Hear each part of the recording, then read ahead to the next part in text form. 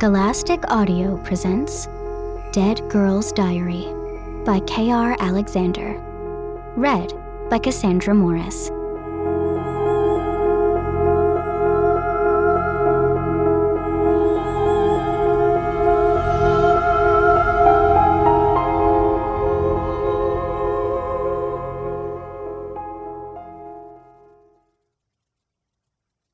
Yeah, what's with everyone? Sienna asks. Is this town like a cult or something? I swear, everyone is way too happy. Mark grimaces. Try living here. I told you you wouldn't learn anything. We've learned just how great the town is, Sienna says. And how nothing bad could ever happen here, I continue. Are you sure you can't point out James? Sienna asks. We approached a few different guys around his age while interviewing, but it was never him. No, Mark says firmly. And if you knew better, you'd stay away from him too. Fine, Sienna says.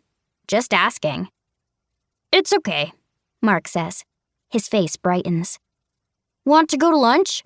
There's a really good diner down the street. Sure, I say. At least it means not talking to people anymore. My social battery is completely drained.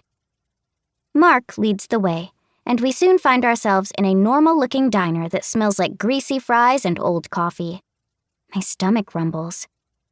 Even though we ate a few hours ago, all that talking to strangers has me starving. Unfortunately, it doesn't look like that talking is going to stop anytime soon. Hey, Mark! The waitress says when we sit down. Who are your new friends? Kara and Sienna, Mark says. They're visiting. So I see. It's nice to see new kids in town. What brings you here? Just a weekend trip, I quickly say. Sienna glares at me, but I don't care. The last thing I want right now is to talk to another adult about how great this town is, when all we want to know is what happened to Elizabeth. The waitress looks to Mark, then back to us. Where are you staying? She asks. Our parents got us a hotel in the town nearby, Sienna says. Clearly she learned her lesson after Mark. I can't remember what it's called, though. Oh, you don't want to stay there, the waitress says. You should stay at my cousin's place. She's got a nice little B&B a few blocks away. Here, why don't I give you her card? She roots around in her pocket before we can say yes or no, then hands the card over. You'll love it, she says.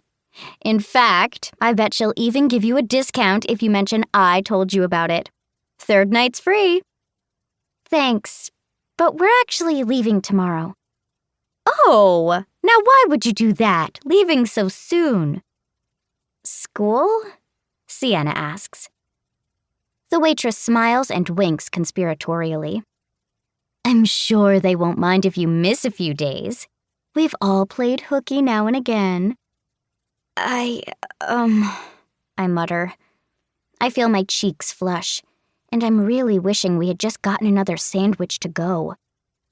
Thankfully, we're saved from further awkward conversation by another customer coming in. I better go, the waitress says. I'll be back to take your order shortly. And, Mark, you tell these girls just how great it would be if they stayed just a bit longer. You know Ethel's B&B is worth it. That was a lot, Sienna says when the waitress is gone. Mark doesn't say anything at first. When he does, it's hesitant. She can be a bit much, he admits.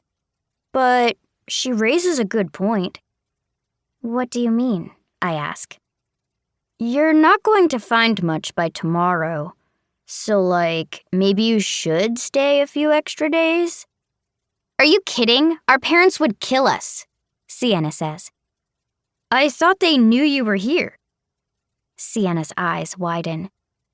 They do, but they would never let us miss school, I cover. And they wouldn't pay for a B&B. I can talk to her if you want. Maybe she'd do a friends and family discount. Let you stay for free. Did you not hear the part about missing school? Sienna asks. He throws up his hands. I'm not saying you have to, just that it might be an option if you don't learn anything about Elizabeth's death. I'd hate for you to go back empty-handed. And it would be safer than staying in her place. Not a chance, Sienna says. Okay, Mark says. Okay. The waitress comes back over. Thankfully, she only takes our order. But when the food comes around, I realize all this talk has killed my appetite. The more I hear about how great this place is, the more I feel like I need to leave. As soon as possible.